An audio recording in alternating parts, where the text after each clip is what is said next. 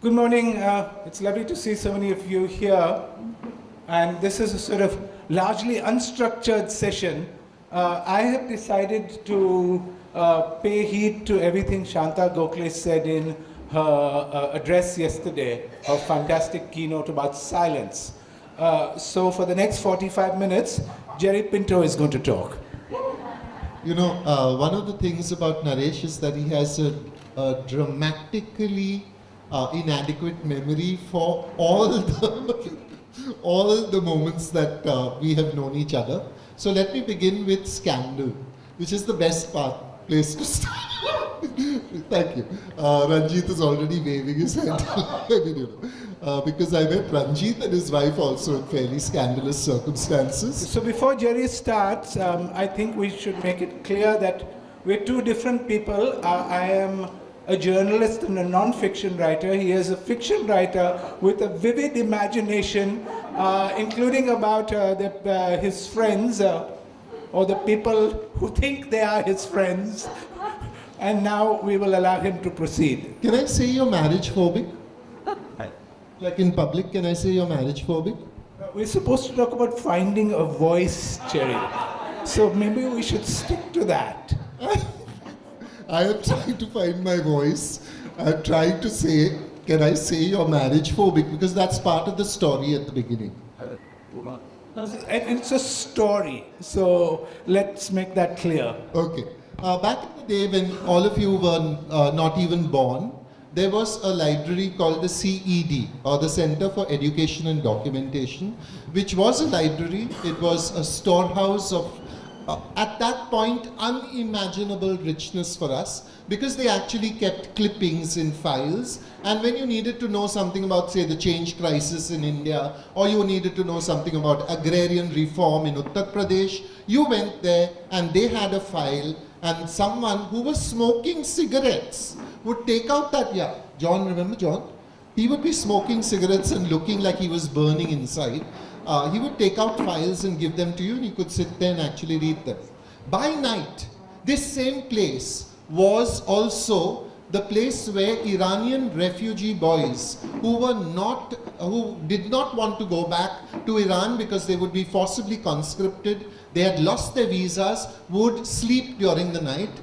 And one of the mistries, the three mistries, that is Cyrus, Aspi and Rohinton, the three mistries who mysteriously seem to have developed in different ways, would come with large packets of steaming kebabs for them. So CED was unimaginably important to our growing up. I think that would be fair to say. Because, for instance, Edward Said's Orientalism had come out. Everyone wanted to read it, right? And because at that point there was so little money in India, our foreign exchange reserves, VP Singh had just told us, were 2 days, and then we would spiral into debt. Terrifyingly, a prime minister actually came on television and said that. I think this was a preface to liberalization also, to rampant liberalization. So terrify them so that they'll do anything. There were no copies of Orientalism by Edward Said in the city. There was one copy. It was owned by CED. And they had a list. Everybody got it for 2 weeks. So you could actually, at that point, track where Orientalism was going, which person had it, and you could call them up and you could say something like, Ranjit, please return it now, your 2 weeks are up, we need to read it, come on, let's get this done. And so you were nourished, you were engaged, you were entertained. Everything happened at CED in the middle of John's cigarette smoke. One day, and when you entered, you had to enter your name in the register. Now when you entered your name, if you looked at the list of names, you found that an amazing bunch of people had come. Napoleon Bonaparte had visited. Donald Duck had come. Adolf A. Hitler had also come. Everybody. And these were people perhaps who were underground and they did not want to actually write their names. So they would write other pseudonyms. Other people were just time pass idiots. Okay? I wrote Jerry Pinto, and behind me someone said, "Oh, you're Jerry Pinto." And I turned and looked into the ironic face of a future friend, Naresh Fernandes. What? Naresh Fernandes was at that point marriage phobic. I've said it now. Live with it. And he was with a woman who was marriage philic. It was one of those beautiful moments when two minds met, but two destinies were disintegrating and separating to go across different tracks. Okay, I had no idea about all this at that point. I just saw an ironic face and a serious face together, and I said, "And you are?" And he said, "Naresh Fernandes," and he said, "I like your writing," like that. So I thought this was one of those calculated insults that men often offer each other, but he meant it. It took me a long time to discover that he meant it. And many years, I mean, we got to know each other after that, because then I think I started reading Naresh. I think when you know a face, you actually then begin to feel that person talking to you. And then a lot becomes suddenly clearer. A feeling happens, a rhythm begins to erupt from the paper that you actually begin to enjoy. So I began to read Naresh, and then I remember at one point thinking, there is an imitator Naresh. There is someone imitating Naresh, not very effectively, I thought. His name was Paul Ibrahim. Okay?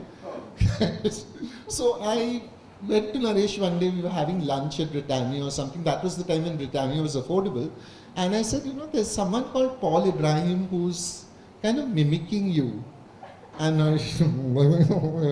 it's me, he said. It was one of his pseudonyms he was writing for Magna, was it? For Stardust? No, Society. For Society under the very ineluctable Suma Varghese. And that I think is like the the beginning of a friendship. It has been very rocky. It has been very rough. Part of it is, I think, my fault. A little of it is Naresh. That's the only true thing he has said so far. Okay, now you tell your version of it. Come on. So I have no memory of this. Then shut up. Of this meeting at CED, but I was delighted to realize years later that the CED is a part of Jerry's education of Yuri. Only it's called the ECD. And he really captures the spirit of Bombay at that time, the tumult of ideas, and again, the quest for a voice. Everybody in your novel is trying to find themselves. My first memory of meeting Jerry has to do with Shanta Gokhale, who in the Times of India, we had these corridors and you introduced me to this man. And of course I had no idea who he was, because either he was Jerry Pinto or Ivan Mendes or one of 15 pseudonyms. And I was perfectly inadequate because I had only one pseudonym. And I had that pseudonym because I was I wanted to review music and get free cassettes. And there was only one publication in town that seemed to need a music reviewer and would be silly enough to give me the cassettes. And it wasn't in any of the Times of India publications. So I had to sneak out to Colaba Causeway and go to the Magna office, and every 15 days get this enormous richness of music at a time when it would have been unaffordable. There is a story you must get Naresh to tell you at some point about him risking life and limb for that remainder cassette collection, like jumping out of trains and all. The man is completely mad. And there's the Ilya Truyanov music moment, but we won't go there as well. So Shanta introduced me to Jerry, and in my memory, our first conversation, and this was a sort of one of those moments in which the city was churning. It was probably late, it was the middle of 1992, and the first conversation I remember having with you is about the Maha Aartis. that were being organized around Bombay. It was coming up to December the 6th, but we didn't know at that time what December the 6th actually signified. But the Shiv Sena was having these rituals that they called Maha-Artis. They said that if Muslim could pray on the streets, so could Hindus. And they began to congregate outside temples. And that's what I remember talking to you about. He is a serious gentleman. I told you. He remembers that. But it was, I think, also, there was that moment when Bombay Burned came out. And when Bombay Burned was like a really significant book, I think. And Naresh and Clarence, it was lovely. There was Naresh Fernandes and Clarence D'Souza. Clarence was also, someone came and asked me, are Naresh Fernandes and Clarence D'Souza married? Because they thought... No, because he was Clarence Fernandes. Clarence Fernandes. But with a Z. With a Z. Not the way God deigned that it should be spelt with an S. Yeah, but like both Fernandeses, so they thought they were married. And Clarence, who knows what kind name, and they're all like that. Only Clarence, who knows. Anyway. But when Bombay Burn came out, I remember reading this anthology and really understanding what Naresh could do with non-fiction. In the sense that I have always felt that I've been so lucky in friends, so absolutely lucky, and I'm parasitical.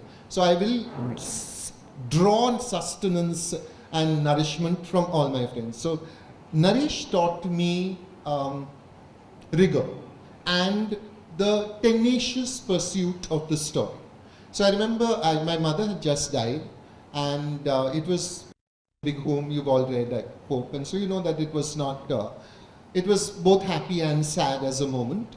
There was that terrible feeling of liberation, that you were now free to do anything you wanted to do. You could choose a new person. You could go to parties, for instance. You could travel. And Naresh was in Belgium at the time. He was representing the Wall Street Journal at Belgium. And I actually got him that job, that Wall Street Journal job. Okay? I'll tell you later how. Because I'm a good omen for Naresh. He doesn't know this, but... Anyway. You remember the headline you wrote for the Wall Street Journal job?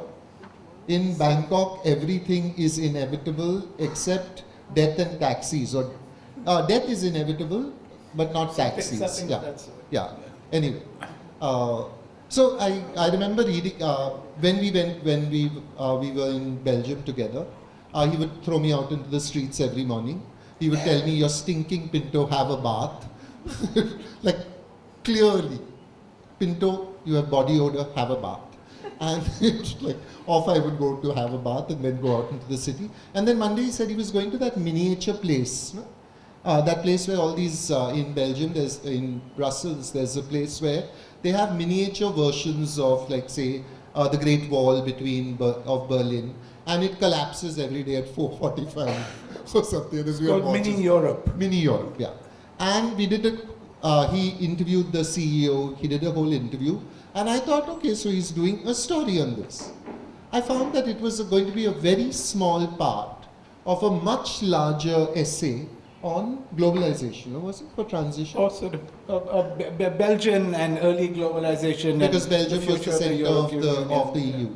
So I learned that you could actually spend a whole morning for what would eventually become 50 words in a story.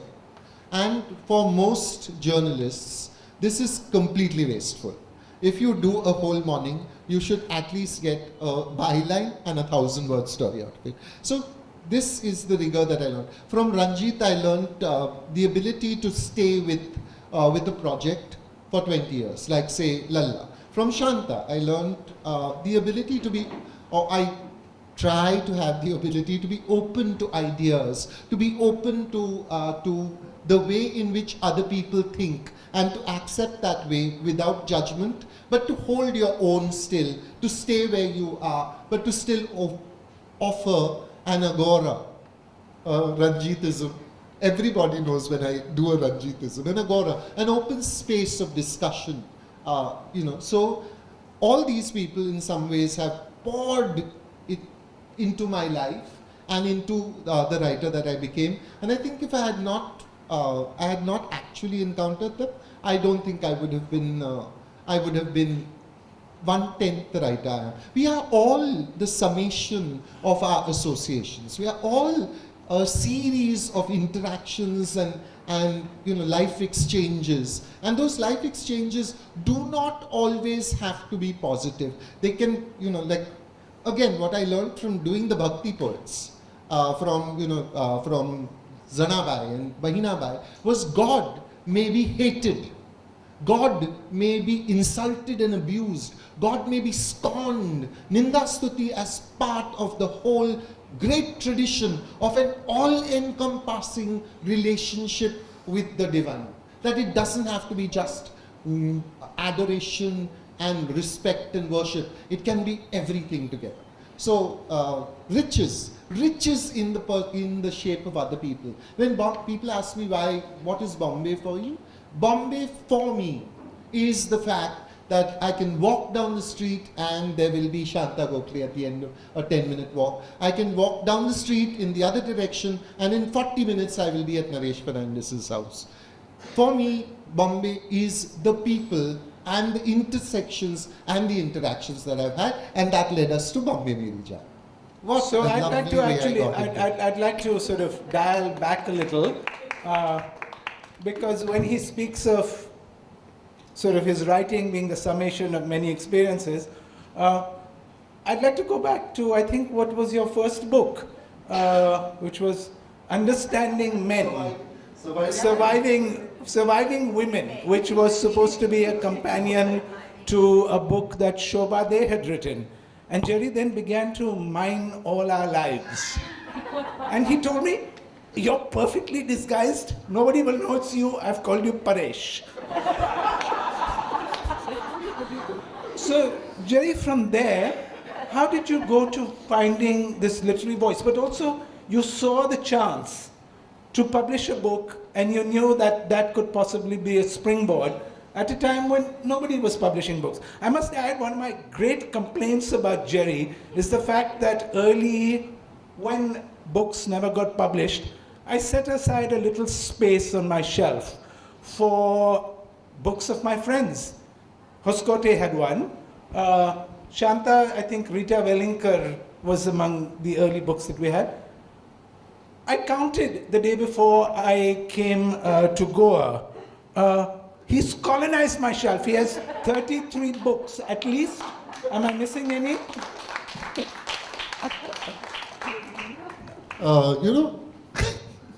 What can I say? 33? 33 is like if you don't count the children's books and all the Fantar ones. And a lot of those are like anthologies and stuff like that. So 52 is a So you had children's books, anthologies, translations, poetry, novels, and you've done non-fiction. I can't think of you alone among my peers have such a wide degree of genres and tonalities. How did you find that? Okay, one of the things that I say to my students is that consent is very important and whatnot. And you should know when to say yes and when to say no. But when there is an opportunity, right? Like if anything happens, someone wants volunteers, someone asks, go try. Just go try. Say yes. Say yes in a dil khol ke, yes me, hear me, right now me, because jo hazir wo wazir. You don't know what's going to happen if once you have agreed, once you jumped, okay? So a lot of my life is, and this same group of friends, okay? Arundhati Subramaniam, I should have mentioned, who, sort of represents another section of me. Like a Chola bronze is not me, obviously. I'm a sweaty Mahin boy, that's a Chola bronze. With a British accent. Nothing more exciting than that. But all these friends also represent people who have to push over. Often I'm writing something on the arts and I'm thinking, oh fuck, Ranjit will read this. And Ranjit never says rude things. He's incapable of rudeness. Okay, but what he will do is something like this. This means burn this piece. This means don't try again. This means go home. Why are you even trying? Naresh, on the other hand, is different. Naresh, you will get the call 5 minutes after you. Pinto, and you know. What have you done? And chapter and verse will be told. Arundhati will write you an email. Dear Geronimo, Geronimo, you know. Now it is trouble. Jerry otherwise. Dear Geronimo, comma. You must imagine that I am offering you the warmth of my presence and the support of a long friendship that has taken. And you're thinking, I love this, but I don't want to read further. I know what's coming. I know. I have offended thee. We are not good. That sort of thing. Okay. So, a lot of the times, I think having a cohort of these extraordinary minds means that you have to wrestle with your inadequacies. You have to know that when I was writing Chemold, for instance, Ranjit was a constant presence, the book on Chemold Art Gallery, Ranjit was a constant presence in the room, okay? And a lot of the time I had to turn around and say, Are kindly fuck off. Nana, please let me write this book. And he would. He's a very sweet boy. He would leave quietly. But I would bring him back. I would summon him again. So a lot of growing up, a lot of finding your voice is the deep desire to be another person. To say, I would love to write like Ranjit. I want to be able to conjure, poetry up like Arundhati does. I want to be a journalist like Naresh. I want to have the balance and poise of a Shanta Gokhale piece that sets it all out and completely locates where she is, but allows you the thought process, the moment for the thought process. You're not going to be all these people. You're only going to be able to learn a little from them. You're taking things from them without you knowing it, as I said, but eventually the ability to say, I'm never going to be Ranjit. Jai Hai. Hey. But I can try and be Jai. Okay? And that informs, I think, everything that I do. Naresh, I want you to talk now about the journey from college to the Times School, to the Times of India, to Columbia, to Scroll. Well, so actually, rather than that, I was just thinking about how sort of Bombay is the crucible in which much of your writing has been formed and mine. And that's a very good, at these seminars, what they say is, that's a very good question, but what I really think is, and then you go and do your own thing. So that's what I'm doing now. It's not like I've had some momentous journey or anything. I mean, what is not a momentous journey? It's been a fortunate series of coincidences. There are times when I go to Naresh Fernandes's house for like parties and dinners and whatnot. And there's a moment when someone says something unguarded about politics. Okay, like someone, shoots off one line.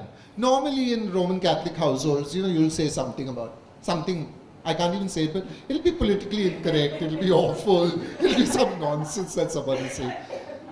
When Fernandes is in the room, when this Fernandes, Naresh is in the room, everything quietens down for 1 second. Like someone farted in front of the Pope. It's that kind of thing. Because you don't know whether this Pope will excommunicate you, because Naresh can be savage in conversation, in defending what he thinks is right. And often we agree on what is right. So I just often call him up and say, Naresh, what do I have to think about this? Like, this is such a complicated issue. Just like, tell me what you think. And he says, why do you think I do Scroll? Blank. Bastard. But I think at some level, what happened, Naresh wrote an absolutely lovely book called City Adrift about Bombay. Couple of big ideas moving about in there. If you should ever want to understand understand Bombay, it's an important book to read. And then Scroll happened. Time Out happened first. And Time Out, seemed to be like such an uninteresting magazine to me. But the Bombay Time Out was just outrageously good. Outrageous. Like, for instance, one great example, okay? They used, in my family, we used to sing this song, Ma, we have no bananas. We have no bananas today. Once I met my darling last Saturday night. No one knew what this song was about, but we sang it anyway. Okay, just like stupid thing. I read a piece about a woman who used to go from Baikala to Bandra singing, Ma, we have no bananas. We have no bananas today. And part of that piece was the possibility that this woman was a cross-dresser. And it was actually a man in a dress singing, Ma, we have no bananas.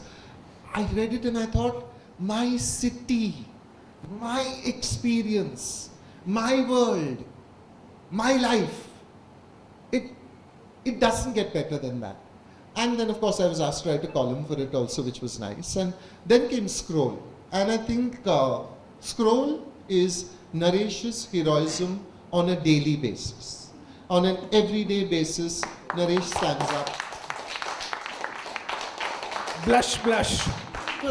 Naresh stands up and takes it for all of us. He stands up and is calm. This is about finding your voice, Pinto. So let's return to that. So let's talk Finding about my voice, let's talk about that moment in which we had the clash of civilizations when we decided to do this book called, which we didn't know what it was called, but I had been reading all of this. First, I must say that even though you've spoken highly of When Bombay Burned, which was a collection of reportage and opinion from the Bombay riots, it's awful when I look back at it. I sort of had read too much war reportage.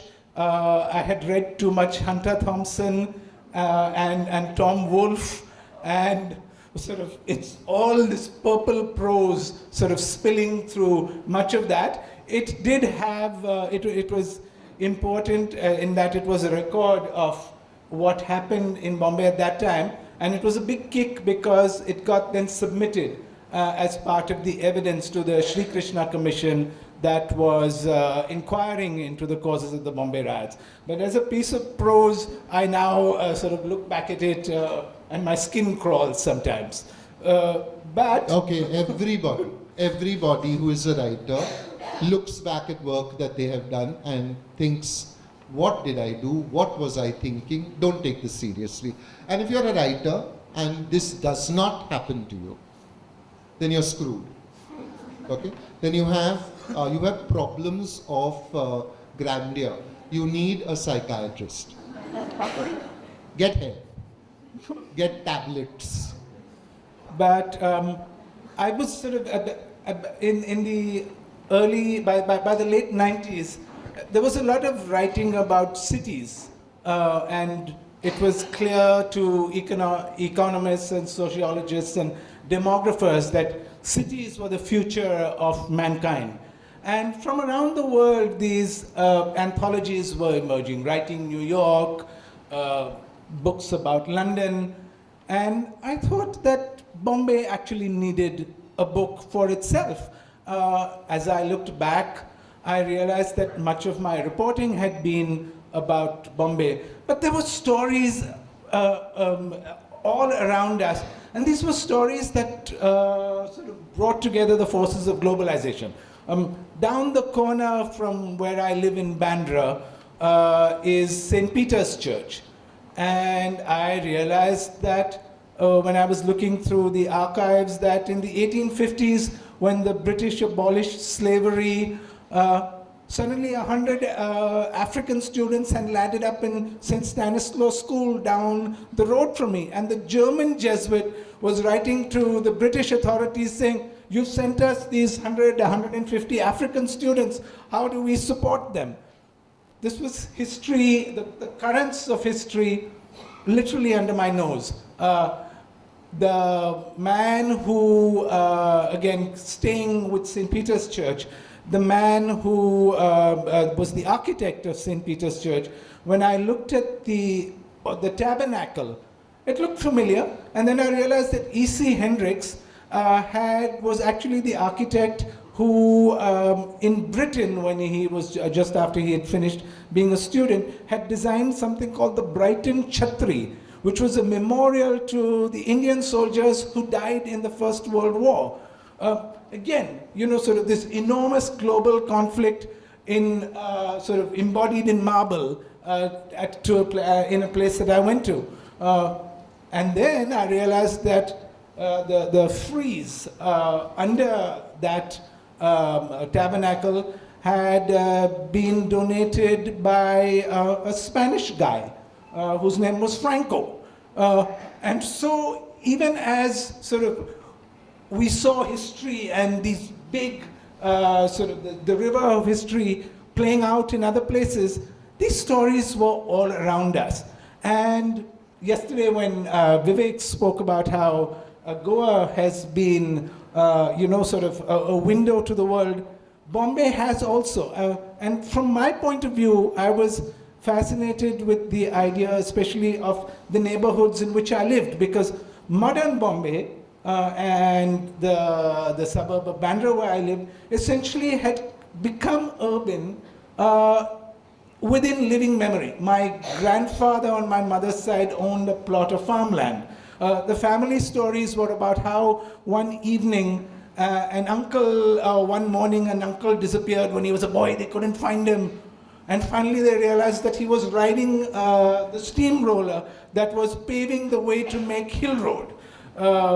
And so I realized that I could draw on all of these, on family memory, to tell the story of the rise of a city. Where it is, man, this story? There, man, it is there. You have to read. It'll work out. Not written, then how we'll read? I'll tell you one day when we're drinking Feni. So, and so I think that's what sort of fascinated me about Bombay. And I realized that it was also fascinating many of our peers. So I proposed to Pinto that we should get stories. The idea of new writing at that time was, everything was called new writing from India, though Adil's collection had come much before that, but there was new writing, and we should do new writing from Bombay, but also with some old writing. And we sort of thought that this was a landmark collection, and then of course Arun Tikekar told me, 50 years ago, somebody put together an article, a book called Charm of Bombay, and horrendously, one of the pieces we had chosen by Gerson de Cunha, this man's grandfather, was the same piece we had found appealing and to include in this, so sort of everything was a full circle. But now you can tell them about our slight disagreements about how we saw this. Bugger. All this, we should get new writing and we should get. That book would not have come out till today. Okay, it would not have been in existence. One person, Paramita Vora, let us name names, okay? Paramita Vora was supposed to write about Mahakali Caves Road and the developments there, the Prime Minister's grant project, the way young strugglers and actors and whatnot were there, and we finished the rest of the book, and we waited. And a year passed, and we waited, and another year passed. And then I rang up Naresh and I said, this corpse is lying on my table of this book. Can we get it out of the way so I can do other books? And he said, no, Paro is writing, and Paro's a friend and what. I said, that is my very civilized and adult response to people who do not agree with me. Then, about 6 months after that, 2.5 years later, I got a call. I was sitting in the office and I got a call saying, Pinto, it's here. And when Pinto, it's here, means it's here and there's a problem. Okay? So I said, okay, what's the problem? He said, it's long. So I said, long means how long? He said, 10,000 words. Oh my God. I said, you out of your mind? You're working in the Times of India, where they don't let you write 220 words. What are you talking about? He said, no, just read it. Just tell her to cut 5,000 words and send the piece back. He said, read it. There are ways in which you fall into patterns, no? So I can allow myself to be immature because my friends are mature. I can be like, I can be little off the wall. So he said, no, could you just read it, please? And then, when the tone drops to that, could you just read it, please, means it's now non-negotiable. Return to your normal age, your chronological age, be civilized, do your work. So I said, okay, send it. I started reading it, and I was reading it dyspeptic, like, I'm like to write up 5,000 words on that. And suddenly I'm falling into the piece. And at the end of it, I'm just blown away.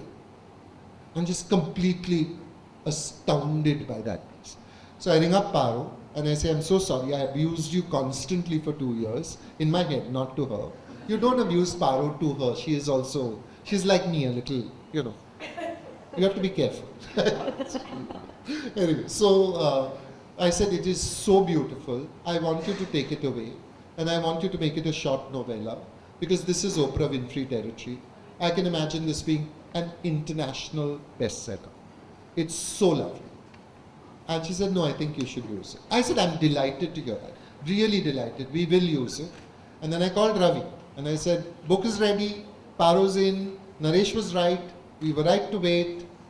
All this costs much. Huh? Psychically to say Naresh was right costs a lot. But I'm a big person. I hope you recognize that. I just passed over it. You should have said, what a big person he is in your head. You didn't also. Yes, I have to tell you also what to think. Audience is bad. Anyway, so he said the first thing was, it's 10,000 words, it'll unbalance the book. I said, I was saying that only, but you read it. He read it, we published it, as it was.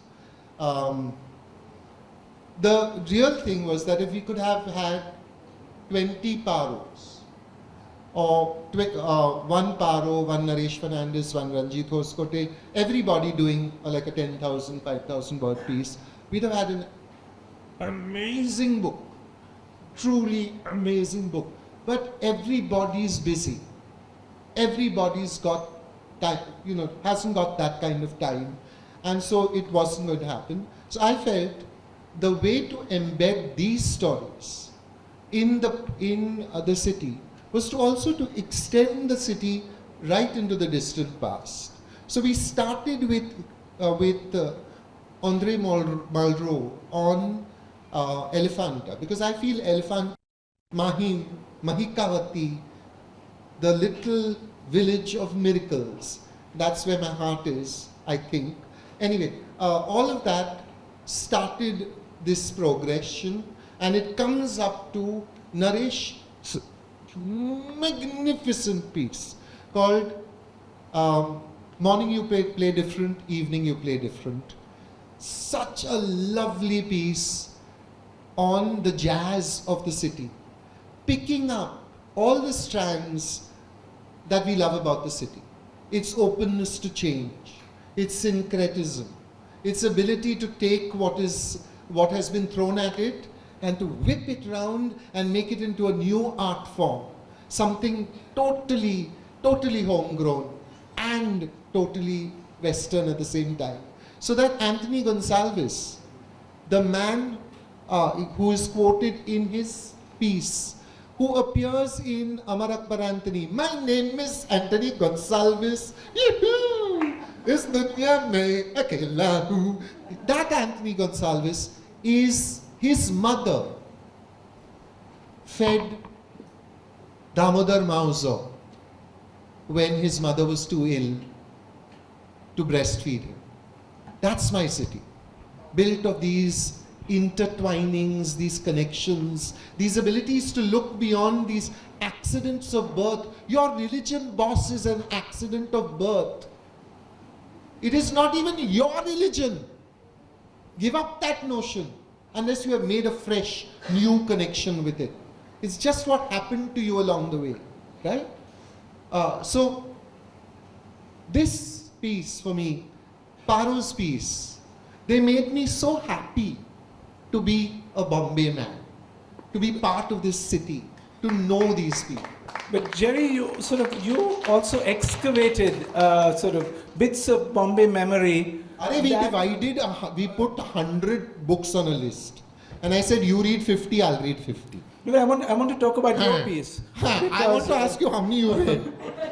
Father. Because again, one of the strange coincidences of our lives was the fact that after both of us had grandparents in Burma who had to flee after the Japanese invaded, and they both ended up in the same cul-de-sac in Baikala called Spence Lane, opposite each other. And I didn't know that about Pinto until much later.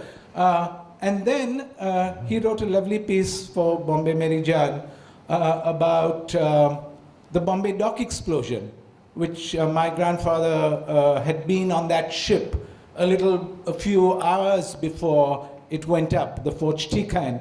And my grandfather's, he worked for a firm called Alcock Ashton, and another employee who was his partner was never seen again. But more than that, it was the Burma thing that I wanted to talk about. And in my living room, I still have this piano that my grandmother brought from Burma. And it is now, you just cannot play it because the board is completely rusted. But other people had spoken about the pianos that they left behind in Burma. And other relatives would speak of this. And I thought, my God, Burma is just filled with these gone pianos. And then Jerry wrote a poem about his grandparents leaving Burma, and then explains it in a lucid, eloquent, poetic way, and I hate poetry, that I could never explain it. So tell us about that, Jay.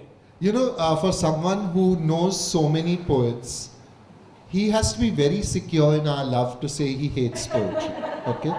So that's just him flashing. I have great friends who will tolerate me, Ranjit and Jerry, because we could get him in a corner right now and beat the shit out of him, right? On behalf of poetry, no personal feelings. Yeah. Anyway, there are many things. I think the first moment when we saw so many intersections was when Auntie Ina died. Auntie Amy died. Amy. We used to call her Amy. She lived on the 3rd floor with her family. And I put on my white shirt, pulled on my black pants, pulled the belt on and went off to church to this funeral. And standing in front of me is Naresh Fernandes. So I tapped him on the shoulder and said, "What are you doing here?" As though anyone can't go for a funeral. And he said, "What are you doing here?" And we both discovered that Auntie Amy was like a joint relative.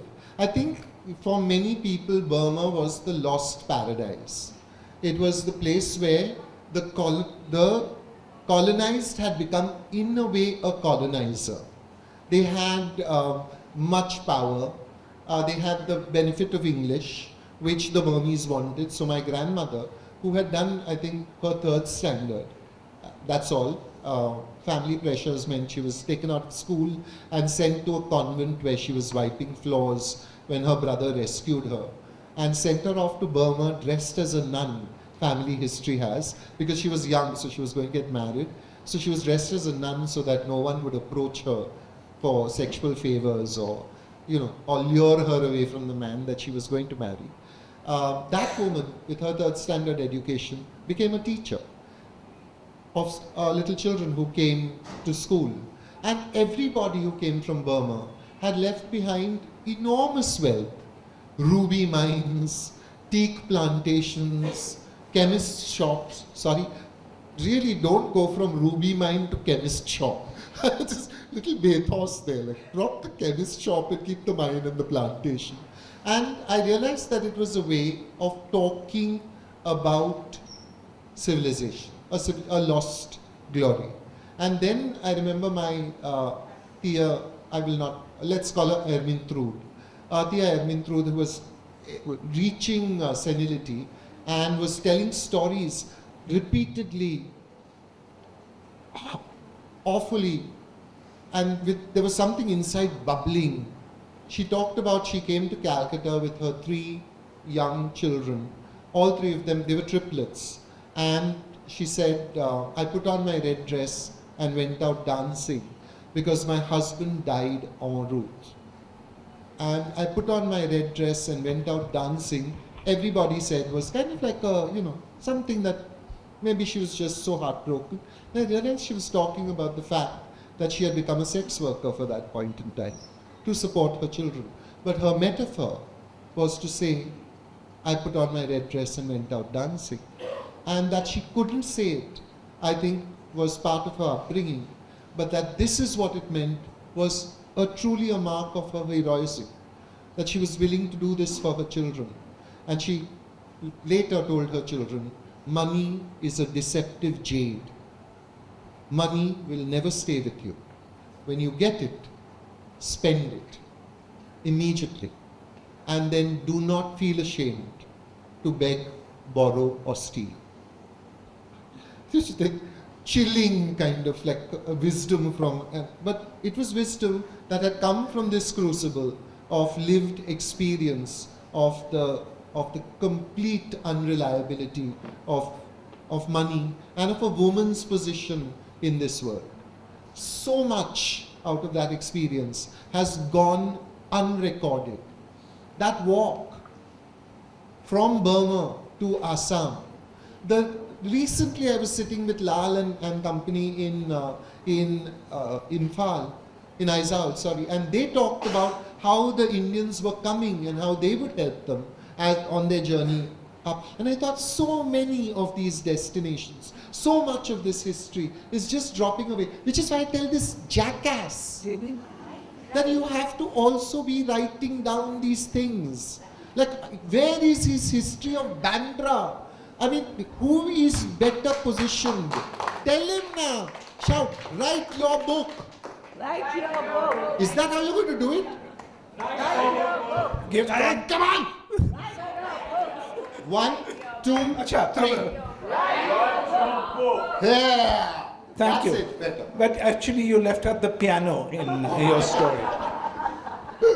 My God. It's 10 minutes left. You want to do a Q&A? We can talk forever. No, just complete your story and tell Right. them And so about the piano, I think, was a way of talking about Your poem and what. in Exiled Home from Burma, which is a poem that I have in a book called Asylum and Other Poems, which you are free to buy afterwards. Commercial break. Is a metaphor. It's a way of saying we had a different life there. Here, my husband is a school teacher. Here, I am making pickles for a living. We were different there. So in a way, it became I mean, it's sort of, since I'm going to interrupt you, Jerry's poem is about the river, them sort of taking a barge down the river, and it begins to sink. And the captain says, we need to throw something overboard, and they throw the piano overboard. And this story of the piano that had been thrown overboard, I saw in Jane Campion after that, the piano. I saw it, and in that visual moment, I thought, I understand now what they're talking about. Because when you throw a piano overboard, what is the sound of a piano dying? What is the sound of your life going away from you? What is the sound of that moment when you realize you're not going home? Because home was Burma for my mother. Home was not Goa. Home was not Mahim. In moments of high mania, she slipped into Burmese again. It was there underneath. She could not speak it when she was quote unquote normal. But there were moments of high rage when suddenly we heard another voice coming out of her past. They laughed at her in Goa because she spoke Burmese, and they gave her the gift of Konkani and Portuguese. She came to Bombay and she fell in love with English. English became like her glorious, happy place. She loved it. She had phrases that she used which I never heard anyone else used.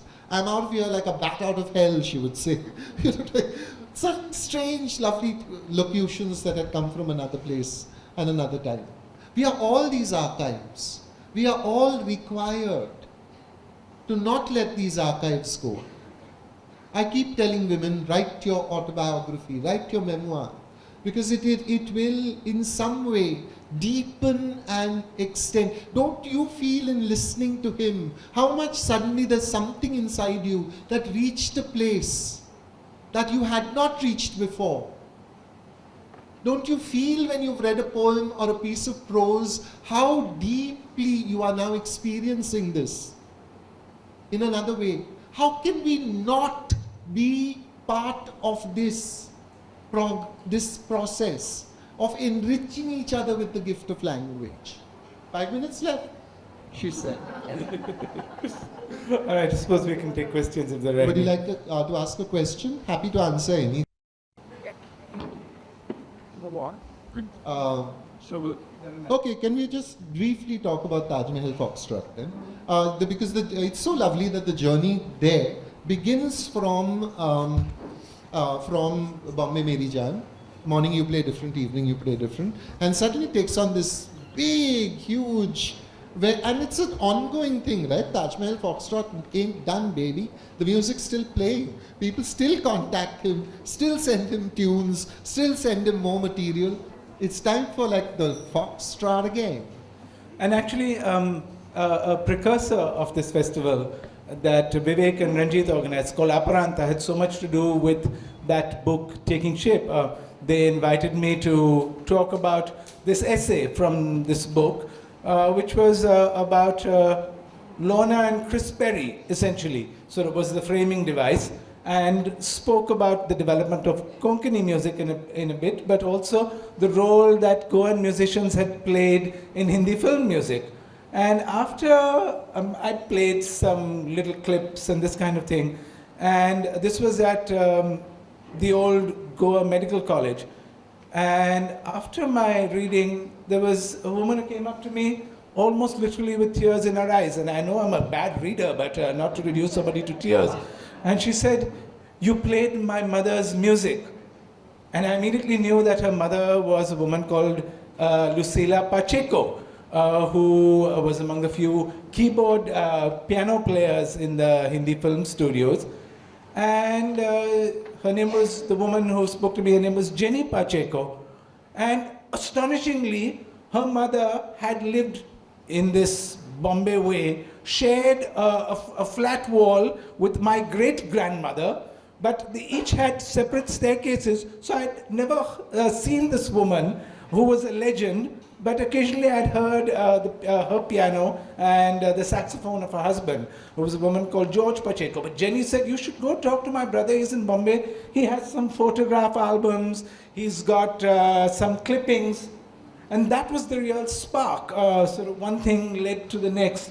And I realized that Bombay had this rich world of what we saw as Western classical or Western popular music, but it actually extended at least a century before, perhaps a century and a half before, from the time when the Suez Canal had opened and popular music was coming down and popular musicians were coming down the Suez Canal.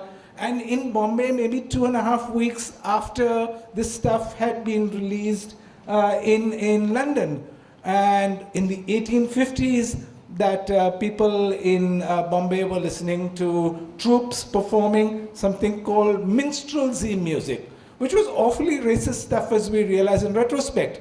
It was these white people, many of them Americans, who would put on blackface and perform caricatures of life in the American South. And I always wondered what it was like to have white people dressed in blackface performing for brown people. But this became a sort of part of Bombay culture. And I had an electrifying moment a couple of years ago. One of the chaps who performed they also did, as the longer they stayed in Bombay, they began to perform sketches of native life. One of them was a chap called Dave Carson. And one of the songs he performed was called "My Name is Gigi Boy Jamshedji," a Parsi guy, which continued to be sort of sung doggerel on sort of Bombay schoolyards That's it. when we knew this. And I can't think. Yeah. Come on. 1 and a 2 and a 3. You tell me. Gigi boy, Gigi boy, jump, shake, G. Gigi boy, jump, shake, G. Is that the best you can do? Gigi boy, jump, shake, G. Join my line in 63. Join my line in 63. My line went up to Chinchpokli. My line went up to Chinchpokli. Thank you! Secretary. Okay, one thing. Young people here, sitting here, okay? Young people, if you ever think of that you want to be a writer, it's possible, it's entirely likely, but what you're going to have to do is start right now. Right now is the time to start being a writer, which means you don't have to do anything big, you just have to keep a diary. Remember that your life is important. Your life is valuable. What happens to you is important. What happens to you, someone wants to know about. So every day, write one page. Not much. Take one journal, write one page. Don't write got up in the morning, don't take one element of the day. One conversation that you had. One moment when you felt sad or happy or anything. And try and write that down as if it is part of a novel. Okay, just write it down and say, suppose your name is, what's your name now? Shruti. Shruti, put yourself, make Shruti into a character. Shruti was wearing her lovely new black dress from Zara. When this, as a way of training, okay, is part of the 10,000 hours, and I bless you that in 20 years, you will be up on that stage presenting your first work. Take it away, please.